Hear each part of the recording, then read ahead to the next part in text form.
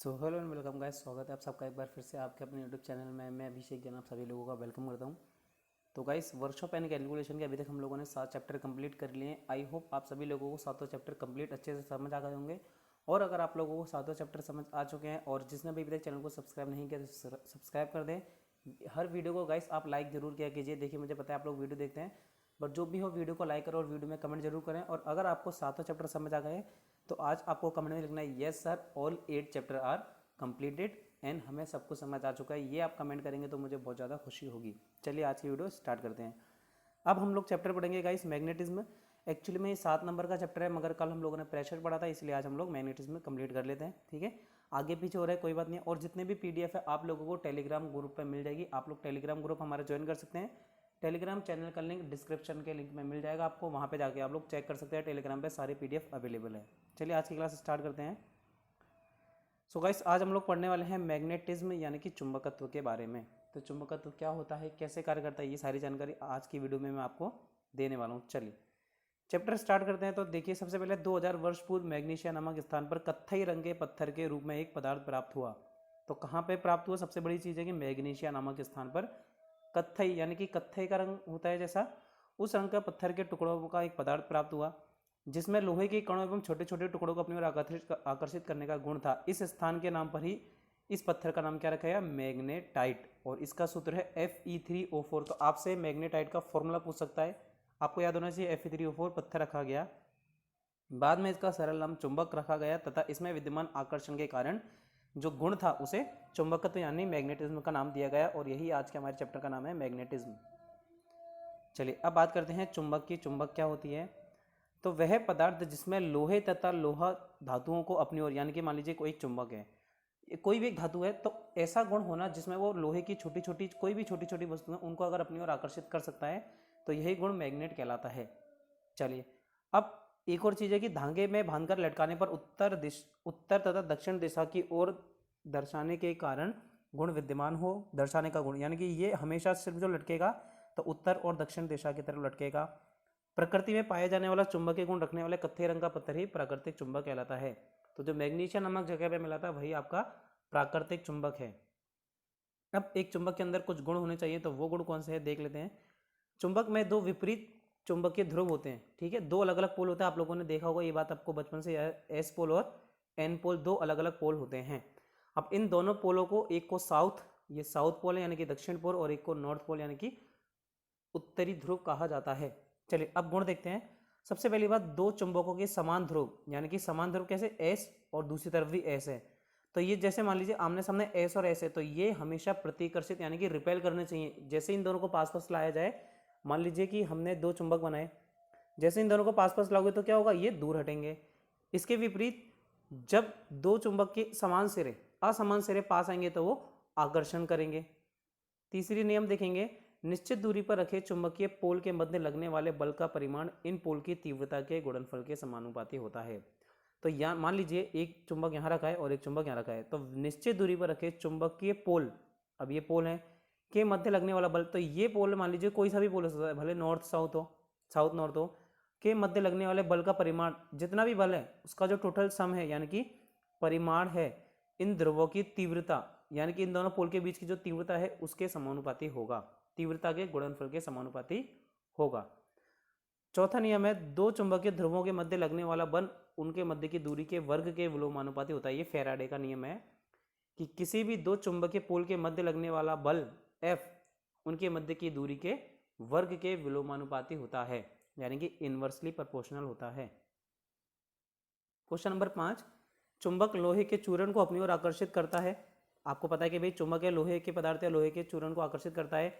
चुंबकीय पोल की सामर्थ्य सिरों पर सबसे अधिक तथा सिरे के अंदर की ओर धीरे धीरे कम, यानी कि जो मैग्नेट है, अब इसके अंदर का मैग्नेटिज्म इन किनारों की तरफ, या जो किनारे हैं इनकी तरफ सबसे ज्यादा होगा और बीच में कम होता जाएगा।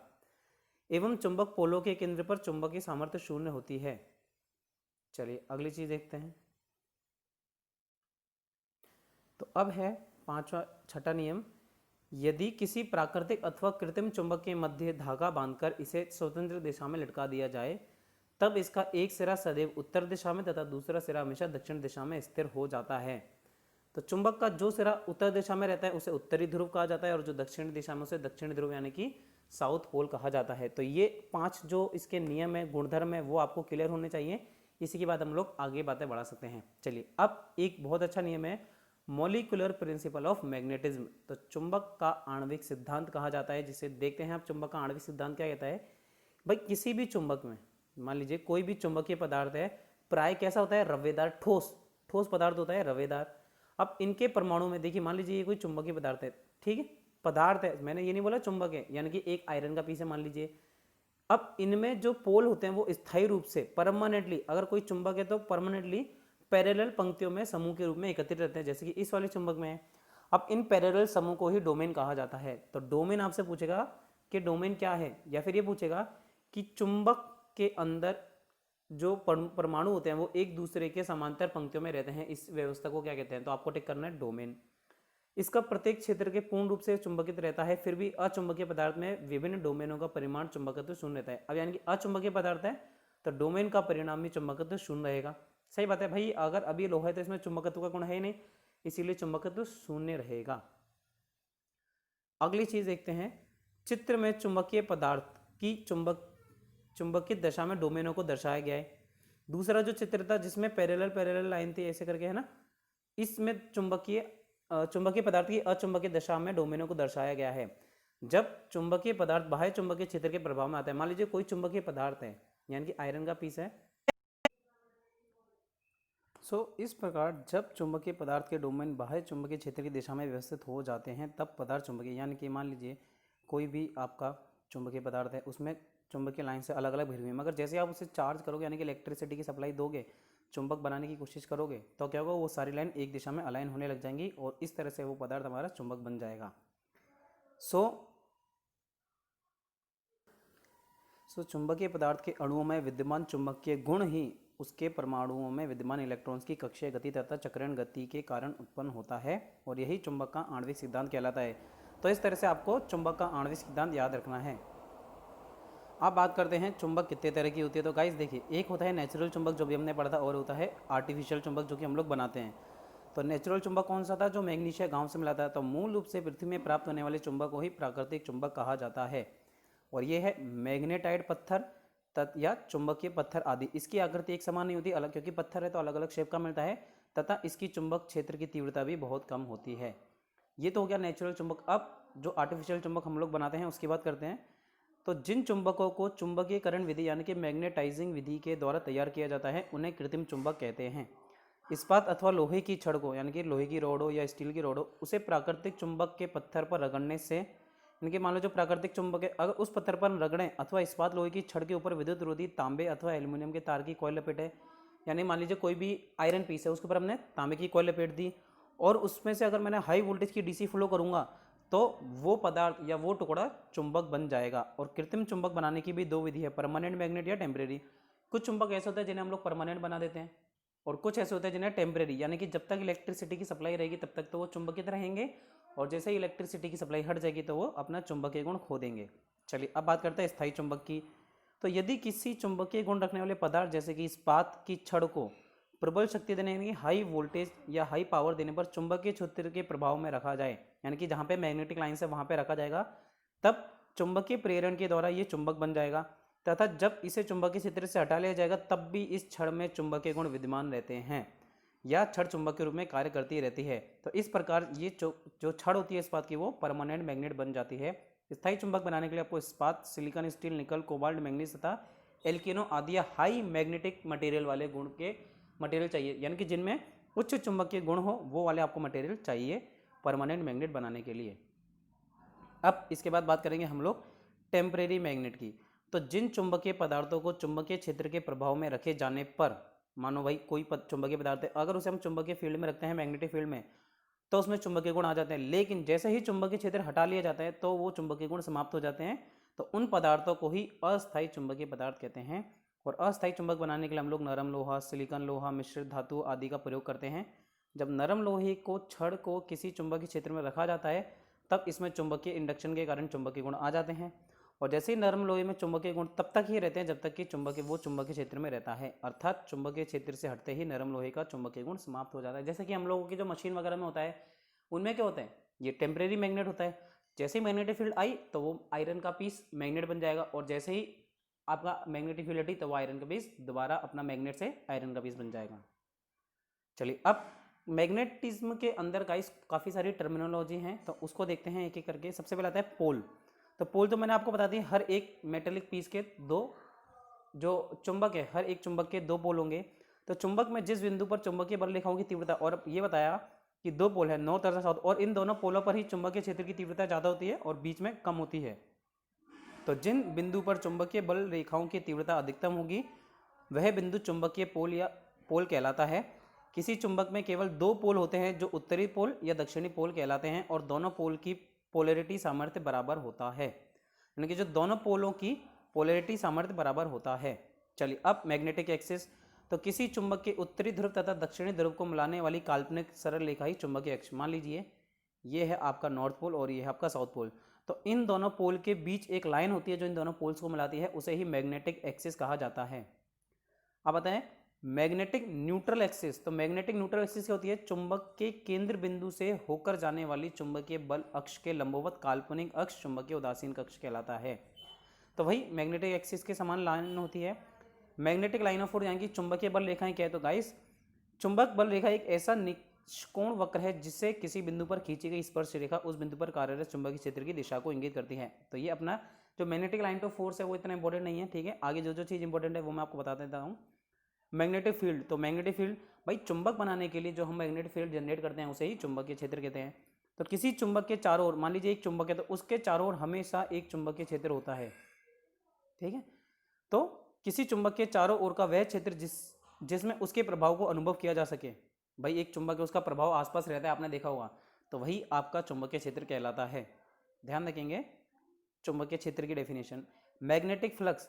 तो किसी चुंबकीय सर्किट में प्रेरित चुंबकीय रेखाओं या बल रेखाओं की संख्या को, मान लीजिए एक चुंबक है और दूसरा चुंबक है, अब इन दो चुंबकों के बीच में हमेशा चुंबकीय बल रेखाएं होंगी और इन्हीं चुंबकीय बल रेखाओं की संख्या को चुंबकीय फ्लक्स कहा जाता है। और इसे वेबर, इसकी यूनिट क्या है, वेबर, ध्यान रखेंगे, और इसे फाई से शो किया जाता है। तो मैग्नेटिक फ्लक्स की यूनिट हो गई वेबर और इसे फाई से शो किया जाता है।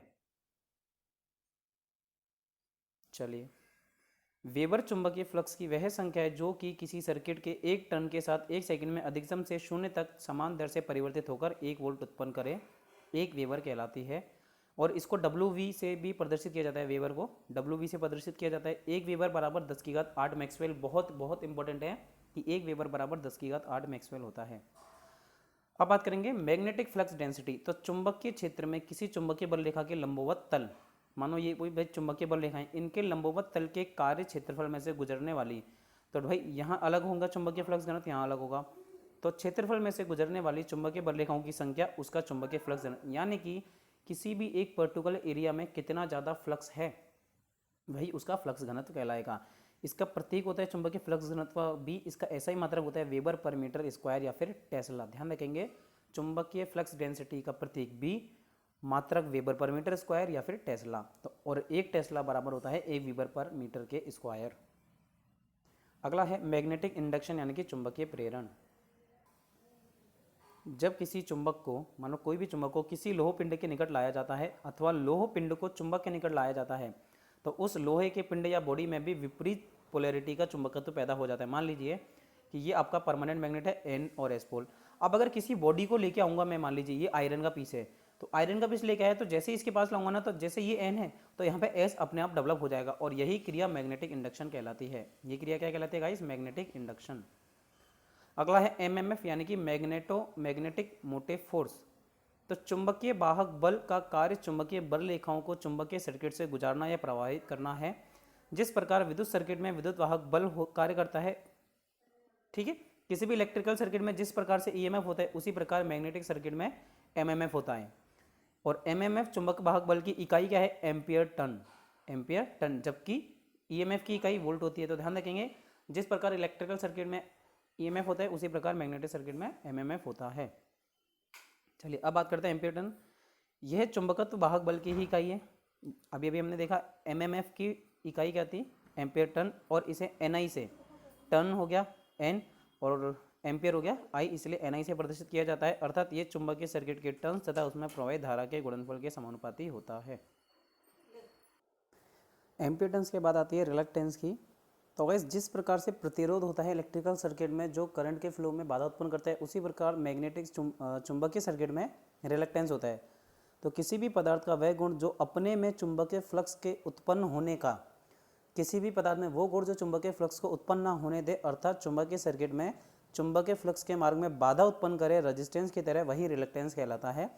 इसकी इकाई क्या है? एम्पियर टर्न पर वेबर। इसकी इकाई होती है एम्पियर टर्न्स प्रति वेबर। और यदि मान लीजिए L चुंबकीय सर्किट की लंबाई मीटर में तथा A सोलेनोइड या छल्ले का क्रॉस सेक्शनल एरिया वर्ग मीटर में, तब रिलक्टेंस क्या हो जाएगा आपका? L upon A। अच्छा, आपने रेजिस्टेंस देखा होगा, तो रेजिस्टेंस क्या था? R is equal to rho L upon A, ऐसा कुछ था। अब वहाँ R is equal to rho L upon A, तो L अपॉन A तो यहाँ पे भी है, मगर वहाँ पे रो था रेजिस्टेंस, और इसी तरह से यहाँ पे 1 अपॉन म्यू होता है, जैसे कि म्यू नॉट और म्यू आर होता है। अपॉन में म्यू नॉट और म्यू आर आ जाता है, सिर्फ इतना ध्यान रखें। चलिए अब आगे देखते हैं। मैग्नेटिक ससेप्टिबिलिटी यानी कि चुंबकीय प्रवृत्ति। किसी चुंबकीय पदार्थ में उत्पन्न हुई चुंबकन तीव्रता I तथा उस पदार्थ पर आरोपित चुंबकन क्षेत्र की तीव्रता H, यानी कि चुंबकीय पदार्थ में उत्पन्न हुई चुंबकन तीव्रता और उस पदार्थ पर अप्लाई की गई चुंबक क्षेत्र की तीव्रता H का रेशो ही उस पदार्थ की चुंबकीय प्रवृत्ति यानी कि मैग्नेटिक ससेप्टिबिलिटी कहलाता है। यानी कि ससेप्टिबिलिटी का फॉर्मूला क्या हो गया? I upon H, I upon H। चलिए, चुंबकीय प्रवृत्ति का कोई मात्रक नहीं होता। और एक चीज ध्यान रखेंगे, ससेप्टिबिलिटी का कोई भी मात्रक नहीं होता है, क्योंकि दोनों ही तीव्रता है, तो तीव्रता तीव्रता कैंसिल हो गया, इसलिए ये मात्रक विहीन राशि है। अगली बात करते हैं मैग्नेटिक मूवमेंट। तो चुंबकीय आघूर्ण वस्तु के संरेखीय टॉर्क से संबंधित वह सदिश राशि है जो किसी बाह्य आरोपित चुंबकीय क्षेत्र से उसके क्षेत्र सदिश पर आरोपित होती है। यानी कि देखिए, मैग्नेटिक मूवमेंट वस्तु के संरेखीय टॉर्क से संबंधित, यानी कि जो वस्तु में टॉर्क लगता है उससे संबंधित वह सदिश है जो किसी बाह्य आरोपित चुंबकीय क्षेत्र, यानी कि जो बाहर से अप्लाई किया गया चुंबकीय क्षेत्र है, से उस क्षेत्र पर सदिश आरोप होता है। यानी कि टॉर्क इज इक्वल टू क्या हो गया? M into B. अब M क्या हो गया? बाह्य चुंबकीय क्षेत्र, और M हो गया आपका चुंबकीय आघूर्ण।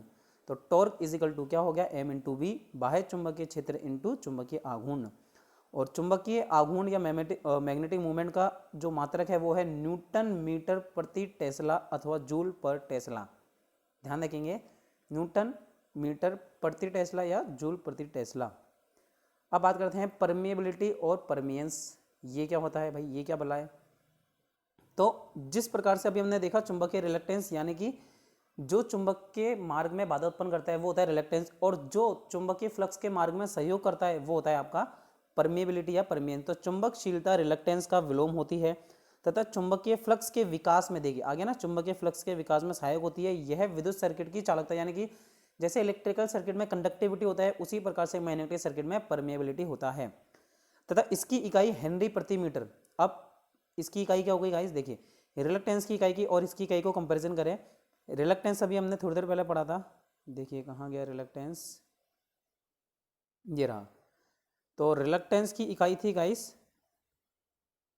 एम्पियर टर्न प्रति वेबर, एम्पियर टर्न प्रति वेबर, और इसकी इकाई क्या है? देखिए वेबर प्रति एम्पियर, वेबर पर एम्पियर। ध्यान रखेंगे, ये इकाई बहुत इंपॉर्टेंट है और इसे म्यू से भी प्रदर्शित किया जाता है परमियंस को। अब बात करें रिलेटिव परमिएबिलिटी, तो किसी पदार्थ की सापेक्ष चुंबकशीलता उस पदार्थ द्वारा उत्पन्न फ्लक्स घनत्व तथा वायु में या उस पदार्थ के फ्लक्स घनत्व का अनुपात होता है। यानी कि उस पदार्थ द्वारा उत्पन्न रिलेटिव परमिएबिलिटी, जो कोई भी मटेरियल है मानो, ठीक है, किसी भी पदार्थ की सापेक्ष चुंबकशीलता क्या हो गई? उस पदार्थ द्वारा उत्पन्न फ्लक्स घनत्व तथा वायु में या भाई किसी भी मीडियम में उस पदार्थ के फ्लक्स घनत्व का अनुपात होता है। नॉर्मल कंडीशन में या फिर वायु में या फिर पानी में, किसी में भी उसका फ्लक्स घनत्व के रेशो को ही रिलेटिव परमिएबिलिटी कहा जाता है। क्योंकि ये दो राशियों का अनुपात है, अतः इसकी कोई इकाई तो होगी नहीं, दो समान राशियां इसलिए कोई यूनिट होगी नहीं, अतः जो विशिष्ट रिलक्टेंस का विलोम है ये क्या है? रिलेटिव परमिएबिलिटी विशिष्ट रिलक्टेंस का विलोम होता है, यानी कि अपोजिट। चलिए अब बात करते हैं इलेक्ट्रोमैग्नेटिज्म की। तो विद्युत धारा को हम उसके विभिन्न प्रभावों द्वारा ज्ञात करते हैं, जैसे कि रासायनिक, ऊष्मीय एवं चुंबकीय प्रभाव आदि। वैज्ञानिक ऑस्टेड ने आविष्कार द्वारा यह ज्ञात किया कि विद्युत धारा के साथ चुंबकीय क्षेत्र का विशेष संबंध है। आपको पता है भाई इलेक्ट्रिकल करंट के साथ चुंबकीय क्षेत्र का बहुत बड़ा संबंध है, आप हम सबको पता है, क्योंकि जब हमने फैराडे का लॉ पढ़ा हुआ है तो उसमें हमें पता है कि चुंबकीय क्षेत्र में से ही करंट का फ्लो होता है। और इसके लिए इन्होंने एक प्रयोग भी किया, और वो क्या प्रयोग है वो मैं आपको बताता हूँ। जब भी ओरस्टेड ने एक करंट प्रवाहित होते हुए चालक ए बी के पास तथा पैरेलल में एक चुंबकीय सुई रखी, तो उन्होंने देखा कि चुंबकीय सुई एक दिशा में घूम गई है, और जब उन्होंने विद्युत धारा की दिशा विपरीत की, करंट को बदला, तो भाई चुंबक की सुई विपरीत दिशा में घूम गई। तो इससे पुष्टि हुई कि धारा प्रवाहित होते हुए चालक के आसपास कोई ना कोई चुंबकीय क्षेत्र है, और इस प्रकार विद्युत धारा प्रवाहित होते हुए चालक के चारों ओर स्थित वह क्षेत्र ही चुंबकीय क्षेत्र कहलाया। देखिए ये रहा। अब जैसे इसने एक नीडल रख दी, तो जैसे एक तरफ से करंट फ्लो करी तो सुई उस तरफ मुड़ गई, फिर करंट की डायरेक्शन अगर इसने चेंज कर दी तो करंट दूसरी तरफ मुड़ गई। तो इस सिद्धांत से पता पड़ा कि हाँ भाई इलेक्ट्रोमैग्नेटिज्म का सिद्धांत होता है, चुंबकीय क्षेत्र इलेक्ट्रिकल करंट के फ्लो होने में बहुत ज़्यादा सहायक होती है। ठीक है, चलिए तो ये प्रयोग हो गया। ये प्रयोग हमारे इतने काम का है नहीं, हम लोग आगे आ जाते हैं जो मेन चीज़ हमारे काम की है उस पर।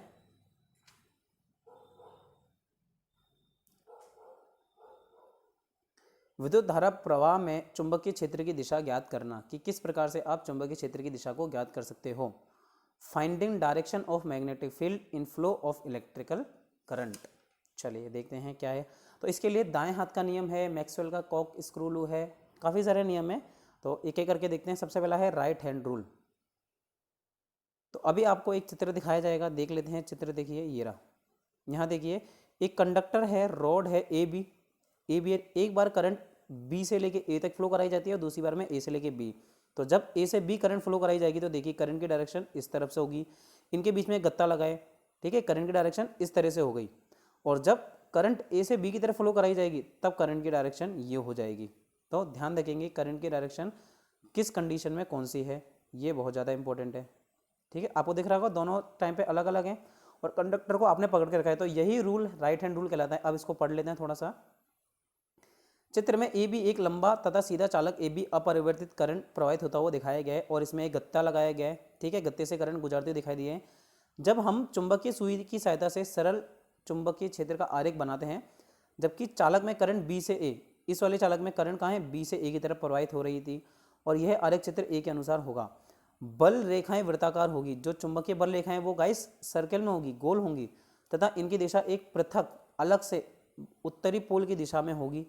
कौन सी दिशा में होगी, उत्तरी पोल की दिशा में होगी, तथा इनकी दिशा एक पृथक उत्तरी पोल की दिशा में होगी। यदि उसे स्वतंत्र रूप से घूमने दिया गया हो तब ही उत्तरी दिशा में होगी। अब बात करते हैं इसी प्रकार से जब चालक ए से बी की ओर प्रवाहित होगी करंट, तब बल रेखाओं की दिशा बी के अनुसार प्रवाहित होगी, और इस प्रकार प्रत्येक दिशा में क्षेत्र धाराएं दाएं हाथ के नियम से ज्ञात की जा सकती है। तो ये है आपका राइट हैंड रूल। चलिए अभी कुछ और बातें इसके बारे में। यदि हम चालक को दाएं हाथ से इस प्रकार पकड़े, अब जो कंडक्टर था उसको दाएं हाथ से अपन इस प्रकार पकड़े कि अंगूठा जो है, ठीक है, अंगूठा चालक में धारा की दिशा को प्रदर्शित करता है। मान लीजिए इस तरह से है, आपने पकड़ा, ये चालक है, ठीक है, और आपका ये जो अंगूठा है वो इस तरफ है और बाकी उंगलियां इस तरफ है। तो अंगूठा क्या है, चालक में धारा की दिशा को प्रदर्शित करता है। मुड़ी हुई उंगलियां, ये जो उंगलियां ये प्रदर्शित करती है चुंबकीय क्षेत्र की दिशा को, चुंबकीय क्षेत्र की दिशा को। और यदि हमें चुंबकीय क्षेत्र की दिशा ज्ञात हो तो इस नियम से धारा की दिशा भी ज्ञात कर सकते हैं, और इस स्थिति में हमें चुंबकीय क्षेत्र की दिशा में उंगलियों को मोड़ना होगा। भाई जो चुंबकीय क्षेत्र है उस दिशा में आपको उंगली मोड़नी पड़ेगी, तब अंगूठा धारा की दिशा को प्रदर्शित करेगा, और इसे अंगूठे का नियम या अंगूठे का दाएं हाथ का नियम कहते हैं, थंब रूल कहते हैं इसे। ठीक है, तो अगर आपको चुंबकीय क्षेत्र की दिशा ज्ञात करनी है तो आप लोग इस नियम से ज्ञात कर सकते हैं, राइट हैंड रूल से। इसके अलावा एक और रूल है मैक्सवेल का कॉर्क स्क्रू रूल, इसके बारे में देखते हैं। विद्युत धारा तथा चुंबकीय क्षेत्र एक दूसरे से संबंधित होते हैं, ठीक है, ये बात हमें पता है। पेज के आगे बढ़ने की दिशा करंट की दिशा को प्रकट करती है, तथा पेज के घुमाने की दिशा चुंबकीय क्षेत्र या बल रेखाओं की दिशा को प्रकट करती है। यानी कि जो पेज है, मान लीजिए ये पेज है आप लोगों ने, ठीक है, चूड़ियाँ हैं, अभी पेज आगे बढ़ता जाएगा धीरे धीरे, जैसे आप घुसाते जाओगे किसी भी चीज़ के अंदर, तो ये प्रदर्शित करेगा करंट को, और जो पेज के आगे बढ़ने की दिशा है ये तो करंट की दिशा को प्रदर्शित करेगी, और जो घुमा रहे हैं अपन लोग इसे, ये प्रदर्शित करेगी चुंबकीय बल रेखाओं की दिशा। तो इस तरह से मैक्सवेल का कॉर्क स्क्रू लॉ काम में आता है। ठीक है, तो आप पढ़ लेना इसके बारे में। अब जो इंपॉर्टेंट चीज़ हम आते हैं इलेक्ट्रोमैग्नेट। इलेक्ट्रोमैग्नेट क्या होता है। अब यदि किसी विद्युत वाही यानी कि धारावाही सोलेनॉइड अथवा कॉइल के बीच नरम लोहे की छड़ रख दी जाए तो उसका चुंबकीय क्षेत्र अधिक शक्तिशाली हो जाएगा, और यह युक्ति विद्युत चुंबक बन जाती है। यानी कि वो जो डिवाइस है कोई से भी डीसी फील्ड में रखी जाएगा तो वो चुंबक बन जाएगी। विद्युत चुंबक जो इलेक्ट्रिकल चुंबक होता है, हमेशा ध्यान रखेंगे, एक अस्थायी चुंबक होता है और इस प्रकार के चुंबक की शक्ति उसकी कॉइल में से प्रवाहित हो रही विद्युत धारा के मान को परिवर्तित करके, यानी कि मान लो आपको मैग्नेटिक फील्ड बढ़ाना है, चुंबक की पावर बढ़ानी है तो करंट बढ़ा दो, चुंबक की पावर घटानी है तो करंट को कम कर दो। तो इस तरह से मैग्नेटिक फील्ड को कम और ज़्यादा किया जा सकता है। चलिए अब देखते हैं सोलेनोइड। तो ये एक कॉइल की लंबी आकृति होती है। सोलेनोइड कहते हैं गाइस, एक कॉइल बनाई हमने, ठीक है, और उसको लपेट दिया लंबी आकृति के रूप में, तथा इसको निम्नलिखित रूप से परिभाषित किया जा सकता है। यदि कोई धारा वहन करती हुई वृत्ताकार टर्न्स वाली कॉइल सोलेनोइड कहलाती है। धारा वहन करती हुई, कोई भी धारा वहन करती हुई टर्न्स वाली कॉइल, कैसे, सर्कुलेटिंग टर्न्स वाली कॉइल सोलेनोइड कहलाती है। इसकी लंबाई इसके व्यास की अपेक्षा अधिक होती है, यानी कि जो डायमीटर है उससे ज़्यादा, हमें आपको पता है भाई, सीधी सीधी बात है, डायमीटर देखिए लंबाई तो ज़्यादा है ना डायमीटर से, तो डायमीटर से ज़्यादा इसकी लंबाई होती है। अब मैग्नेटिक फील्ड ऑफ सोलेनोइड के बारे में हमें देखना है। तो ये हमारे इतने काम का नहीं है, ठीक है। हमारे काम का क्या है कि सोलेनोइड का प्रयोग कहाँ किया जाता है, तो इसका प्रयोग जनरेटर, मोटर, लिफ्ट, विद्युत ब्रेक, विद्युत घंटी, समझ संचार उपकरणों, मापन उपकरणों, मोटरों के starter, no load volt coil तथा ओवरलोड कॉइल के रूप में किया जाता है। तो ये चीज़ हमारे काम की है और यही चीज़ हमें ध्यान रखनी है, ध्यान रखेंगे। चलिए अब प्रैक्टिकल एप्लीकेशन ऑफ सोलेनोइड क्या है, कहाँ कहाँ पे प्रैक्टिकली उपयोग किया जाता है। तो इसका उपयोग कृषि क्षेत्र, चिकित्सीय, ऑटोमोबाइल क्षेत्र, औद्योगिक क्षेत्र आदि में किया जाता है, जैसे कि लॉकिंग एवं होल्डिंग युक्ति, डायलिसिस मशीन, ऑफिस एवं होटल, कृषि उपकरण, ऑटोमोबाइल एवं एयर कंडीशन। चलिए अब बात करेंगे हम लोग मैग्नेटिक सर्किट। अलग अलग तरह का मैग्नेटिक सर्किट आएगा हमारे सामने। चलिए अब देखते हैं मैग्नेटिक सर्किट क्या होता है। तो गाइस ये बहुत आसान है, ठीक है, फिर भी मैं आपको बता देता हूँ। वह मार्ग या पथ जिसे चुंबकीय फ्लक्स चलता है, कोई भी रास्ता, मान लीजिए ये रास्ता है, रिंग वाला रास्ता है, जिस पर चुंबकीय फ्लक्स चलेगा वही आपका चुंबकीय परिपथ या सर्किट कहलाता है। चुंबकीय सर्किट के नियम के लगभग समान ही है, ठीक है, ये चुंबकीय सर्किट के नियम के समान ही है। कल्पना कीजिए चित्र में दर्शाया गया एक लोहे के छल्ले, ये मान लीजिए आपका एक लोहे का छल्ला आपके सामने दिख रहा होगा आप सभी लोगों को। इस छल्ले के रिंग पर n टर्न्स वाली कॉइल लपेट दी जाती है, ठीक है। अब हम लोग n टर्न्स की, यहाँ पे मान लीजिए मैंने n टर्न्स की, नंबर ऑफ टर्न्स कितने भी हो सकते हैं, कॉइल लपेट दी। इस कॉइल में I एम्पेयर की डीसी को फ्लो करने पर, अब देखिए ये इसके दो पॉइंट है, तो मैंने यहाँ से I एम्पेयर की डीसी करंट को फ्लो कर दिया। तो लोहे के छल्ले का क्रॉस सेक्शन एरिया A है और छल्ले के अंदर चुंबकीय क्षेत्र की सामर्थ्य H है, ठीक है। और H का फॉर्मूला अपने को पता है भाई, NI/L होता है, एम्पियर टर्न्स प्रति मीटर, तथा फ्लक्स घनत्व B क्या है, mu naught mu R into H। देखिए ये रहा डायग्राम, ठीक है, एम्पियर कंडक्टर है, फ्लक्स लाइन फ्लो हो रही है, आपको दिख रही होगी, ये फ्लक्स लाइन फ्लो हो रही है इसके अंदर।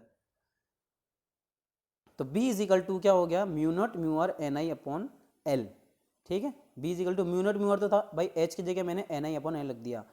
तो कुल चुंबकीय फ्लक्स क्या होता है, उत्पन्न फ्लक्स, फ्लक्स इंटू उसका क्रॉस सेक्शन एरिया, ठीक है। चलिए तो flux density into cross section area होता है, तो फ्लक्स डेंसिटी B और क्रॉस सेक्शन एरिया A। तो उपरोक्त सूत्र में क्या है, NI चुंबकीय सर्किट में उत्पन्न चुंबकत्व उत्पन्न करता है तथा चुंबकीय वाहक बल कहलाता है। तो NI यानी कि आप कह सकते हैं भाई MMF का फॉर्मूला क्या हो गया, N इंटू आई, और इसकी इकाई क्या हो गई, एम्पियर टर्न्स, और L upon mu naught mu R L reluctance कहलाता है। अपने को रिलक्टेंस का फॉर्मूला बताया था ना, L upon A mu naught mu R, ये रिलक्टेंस है जो कि विद्युत पथ में प्रतिरोध के रूप में कार्य करता है। अब बात करते हैं इंड्यूस EMF की। तो आपको पता है भाई, किसी भी चुंबकीय क्षेत्र के बीच, मान लीजिए ये चुंबकीय क्षेत्र में जब धारावाही कंडक्टर घूमता है तो EMF पैदा होता है। किसी चालक में चुंबकीय इलेक्ट्रिकल मैग्नेटिक इंडक्शन के फलस्वरूप पैदा होने वाले EMF को या वोल्टेज को ही EMF कहा जाता है। और इस इंड्यूस EMF के कारण चालक में बहने वाली विद्युत धारा इंड्यूस करंट कहलाती है। तो ये हो गया आपका इंड्यूस EMF या करंट, जो भी चीज़ है। किसी चालक में इंड्यूस EMF दो प्रकार से पैदा कर सकते हो आप लोग, डायनामिकली या स्टैटिकली। अब डायनामिक कैसे होता है, जब कोई चालक किसी चुंबकीय क्षेत्र में, जब चालक गति करता है ना कि चुंबकीय क्षेत्र, तो जब चालक गति करेगा तो उसके द्वारा चुंबकीय फ्लक्स रेखाओं का छेदन होगा और ये आपका डायनामिकली इंड्यूस EMF कहलाएगा। अब बात करते हैं स्टैटिकली इंड्यूस EMF। तो यदि कोई चालक किसी प्रत्यावर्ती चुंबकीय क्षेत्र, प्रत्यावर्ती यानी कि अब चालक तो स्थिर है लेकिन चुंबकीय फ्लक्स बदल रहा है, तो जब चुंबकीय फ्लक्स बदलेगा उस कंडीशन में जो EMF पैदा होगा वो स्टैटिकली इंड्यूस EMF कहलाता है। लेंस का नियम भाई हमको पता है स्टार्टिंग से कि किसी भी चालक में इंड्यूस EMF जनित्र इंड्यूस करंट की दिशा सदैव इस प्रकार होगी कि वह उस कारण का विरोध करेगी जिस वजह से वो पैदा हुआ है। लेंस का नियम बहुत ईजी है। चलिए, application of electrical magnet, electromagnet के प्रयोग क्या क्या है, यानी कि इसके एप्लीकेशन क्या है? विद्युत घंटी, चुंबकीय रिले, बजर या चुंबकीय क्लच में उपयोग किया जाता है इलेक्ट्रोमैग्नेट्स का।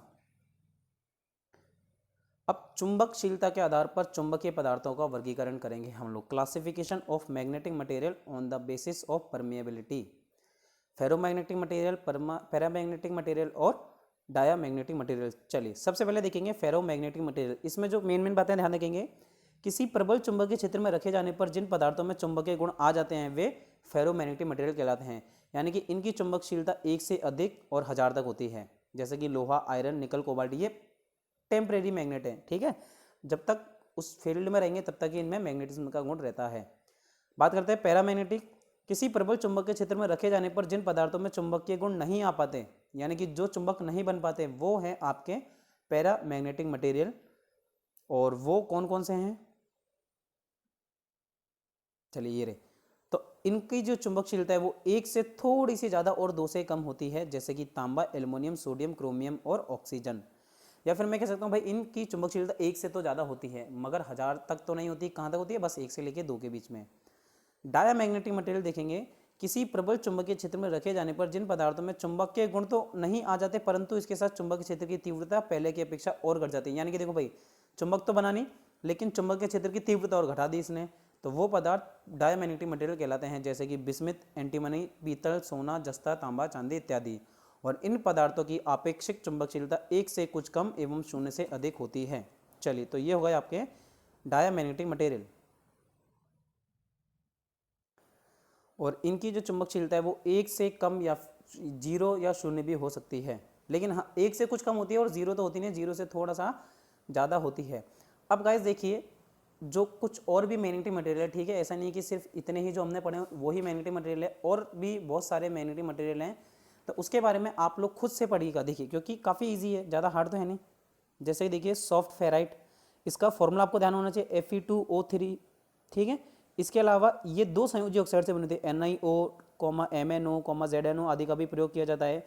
इनका प्रयोग कहाँ किया जाता है ये ध्यान रखना है। इनकी चुंबकशीलता कितनी होती है ये आपको ध्यान रखना है। तो इस तरह से, और इसका लास्ट भी फिर उपयोग कहाँ किया जाता है, जैसे टेलीविजन, ऑस्किलोस्कोप, कंप्यूटर इत्यादि।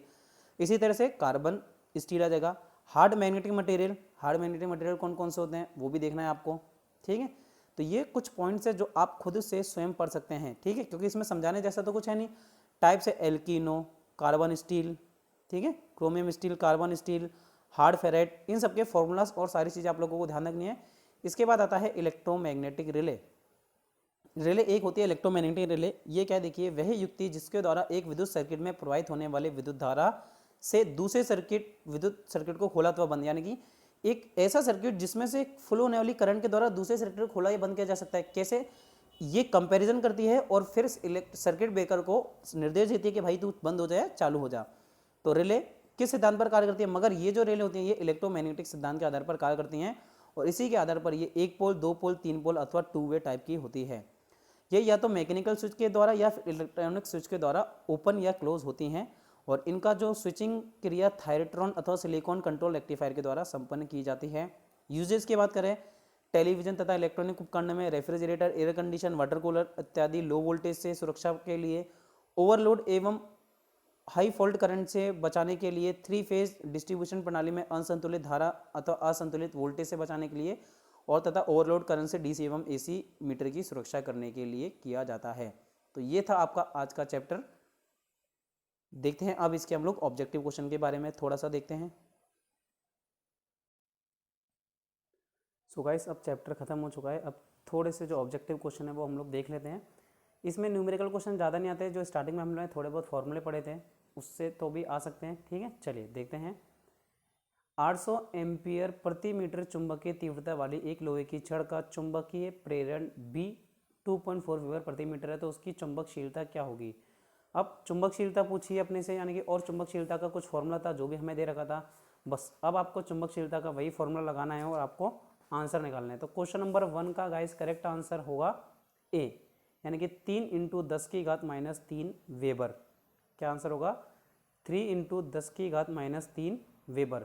अब आप इसे किस तरह से निकाल सकते हैं, देखिए आपको देखिए 2.4 डिवाइड बाय 800 करना है आपको। अब पॉइंट हटेगा तो 1 0 आ गया, पॉइंट हटेगा तो 1 0 आ गया। अब देखिए 8 3 24 और ये 3 0 पर जाएंगे तो 3 इंटू 10 की घात -3 हो जाएगा। 3 इंटू 10 की घात -3 वेबर एम्पियर प्रति मीटर हो जाएगा आपका करेक्ट आंसर। चलिए अब देखते हैं क्वेश्चन नंबर 2। चुंबक के दोनों ध्रुवों की ध्रुव सामर्थ्य होनी चाहिए, तो कैसी होनी चाहिए? मैंने आपको बताया था बराबर होनी चाहिए। करेक्ट आंसर हो गया दूसरे का ए। क्वेश्चन नंबर 3, सोलेनोइड की लंबाई इसके व्यास की अपेक्षा कितनी होती है? तो अभी जो सोलेनोइड हमने लास्ट टॉपिक पढ़ा था उसमें क्या था, अधिक होती है। लंबाई आपको देखा था ना, लंबाई ज़्यादा है, व्यास कम होगा जबकि लंबाई ज़्यादा होगी।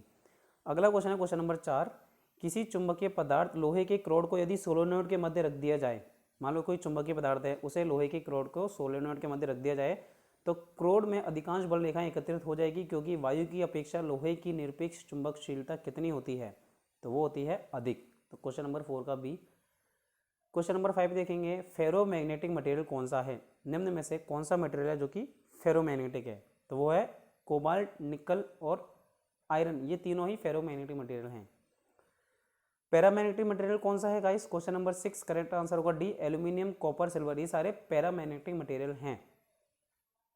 चलिए क्वेश्चन नंबर 7, जिन पदार्थों को किसी चुंबकीय क्षेत्र में रखे जाने पर उनमें किसी प्रकार का चुंबकत्व उत्पन्न नहीं होता और बल्कि उनमें से गुजरने वाले चुंबकीय बल रेखाओं की संख्या घट जाती है, उन्हें क्या कहते हैं? तो डायामैग्नेटिक मटेरियल कहलाते हैं। वो मटेरियल डायामैग्नेटिक मटेरियल कहलाते हैं। मैग्नेटाइट का सूत्र मैंने आपको बताया था ना गाइस कि आपको ये सारे सूत्र याद रखने। तो देखिए मैग्नेटाइट का सूत्र क्या होता है? Fe3O4। Question number 8 correct answer A. Question number 9 देखेंगे, चुंबकशीलता इकाई से कम नहीं होती। तो भाई चुंबकशीलता, किस मटेरियल की चुंबकशीलता इकाई से कम नहीं होती है? क्वेश्चन नंबर 9 करेक्ट आंसर होगा डी, तांबे की। बाकी जो बिट्स मत है, एंटीमनी, पीतल, इन सब की इकाई से कम होती है मगर इसकी नहीं होती। अगला देखेंगे, हेनरी मीटर किसका मात्रक है? तो मैंने आपको बताया था हेनरी मीटर गाइस रिलक्टेंस का मात्रक होता है। चलिए क्वेश्चन नंबर 10 हो गया। क्वेश्चन नंबर 11, दो चुंबकों के समान ध्रुव आपस में प्रतिकर्षित तथा असमान ध्रुव आपस में आकर्षित होते हैं, निम्न में से उपयुक्त ध्रुव युग्म होगा, कौन सा होगा? भाई आपस में प्रतिकर्षित तथा असमान ध्रुव आपस में आकर्षित होते हैं, तो बताइए करेक्ट आंसर क्या होगा? बताया था ना आपको, उत्तरी ध्रुव एवं दक्षिणी ध्रुव। तो 11वीं का करेक्ट आंसर हो जाएगा ए। क्वेश्चन नंबर 12, चुंबकीय ध्रुवों के केंद्र पर चुंबक सामर्थ्य कितनी होती है? तो भाई मैग्नेटिक पोल्स के केंद्र पर जो चुंबकीय सामर्थ्य होता है वो गाइस कम होता है, जबकि किनारों पर अधिक होता है। तो इसका आंसर आएगा 12वें का सी या फिर डी। देखिए अब आपको कंफ्यूज हो रहे हैं इसमें, तो मैं बताऊं गाइस, केंद्र पे जो आंसर होगा, एकदम केंद्र पे बात करें तो वहां 0 होगा, करेक्ट आंसर डी लिखेंगे। और अगर ये पुस्तक केंद्र के आसपास के एरिया में तो वहां कम होगा, और किनारों पर बात करें तो अधिक होगा या अनंत होगा। क्वेश्चन नंबर 13, पृथ्वी से प्राप्त होने वाले चुंबक को क्या कहते हैं? तो उसे प्राकृतिक चुंबक कहा जाता है। क्वेश्चन नंबर 14, चुंबकीय पदार्थ के अणुओं में विद्यमान चुंबकीय गुण उसके परमाणु में विद्यमान इलेक्ट्रॉन की कक्षीय गति तथा चक्रण गति के कारण उत्पन्न होता है, ये कौन सा सिद्धांत है? तो गाइस ये हमने पढ़ा था, आणविक सिद्धांत। क्वेश्चन नंबर 14 करेक्ट आंसर है। चलिए तो गाइस देखिए ऐसा ही लगभग आपके मैं बता दूं 95 क्वेश्चन है, ठीक है भाई। ये आपको क्वेश्चन पढ़ना है और आपको खुद से टिक करोगे तो अच्छी चीज़ है। ऐसे क्वेश्चन होते हैं कि आप पूरी थ्योरी पढ़िए और फिर आप खुद से क्वेश्चन टिक करने की कोशिश कीजिए, तब आपको चीज़ अच्छे से समझ आएगी। देखिए 95 क्वेश्चन है और इन सभी क्वेश्चन के आंसर आपको मिल जाएंगे पीडीएफ में। टेलीग्राम अपना चैनल है, वहाँ आप जाएंगे तो आपको इजीली पीडीएफ मिल जाएगी, तो वहाँ जाकर पीडीएफ डाउनलोड कर सकते हैं। और वीडियो कैसी लगे तो आप कमेंट करके जरूर बताएं गाइस। प्लीज़ रिक्वेस्ट है ज़्यादा से ज़्यादा इन वीडियोस को शेयर करें अपने सभी दोस्तों के साथ, क्योंकि आप लोगों की ही रिक्वेस्ट पे मैं मैक्सी क्लास कंटिन्यू कर रहा हूँ, इसीलिए इन वीडियोस को ज़्यादा से ज़्यादा शेयर करें। और अगर वीडियो में कोई भी कमी लगे तो आप लोग कमेंट करके जरूर बताएं। थैंक यू गाइस, मिलते हैं अपनी नेक्स्ट वीडियो में।